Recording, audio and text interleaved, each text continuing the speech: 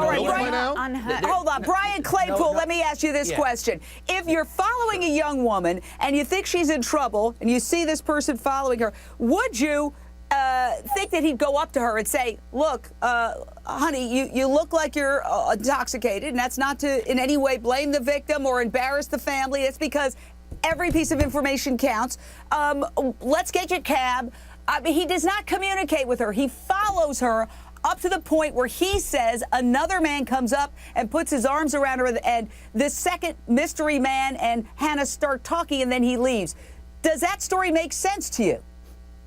Well, Jane, you should be a tarot card reader because you were completely reading my mind. There is no question that this white man was not looking out for the goodness of Hannah Graham. He was following her and he was stalking her, because if you walk behind a woman that you are concerned about, all he's got to do is jog and run a little faster and catch up to her and say, hey, are you okay? You look distressed. Let me get you some help.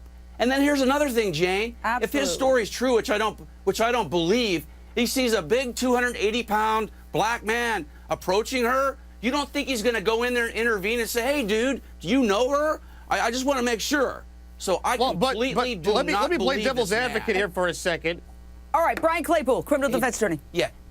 Jane, how convenient that this white guy that is stalking Hannah Graham calls in and says, hey, the suspect is a black man, 250 to 280, that looks just like that picture you posted. There was an FBI profile circulated of the suspect in Morgan's death, and this guy knew what the suspect looked like, and he identified that suspect to take the attention away from him.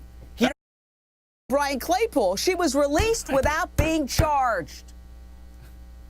Hey, Jane, she's not going to be charged with anything. I mean, the driver of the car that cut her off, he needs to know that if he did that out here in Los Angeles, he might be at a funeral instead of a luau in Hawaii. I'll tell you that much. Come on. I mean, His protection. this Brian. is real life, Jane. Throw out the logic. People have bad days. People are on the freeway.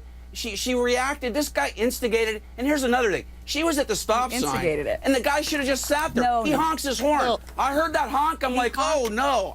Oh, come on. Oh, now he can't honk? Why do they put horns in vehicles? Joe Gomez, here's what the guy says on YouTube. He says the lady was looking down at something, maybe on her phone or something else, but there was a good car and a half length of free space in front of her, so I changed lanes. She was completely still, not moving at all, waiting for red light to change. As I made my turn, I could hear the lady's horn blaring. It goes on and on.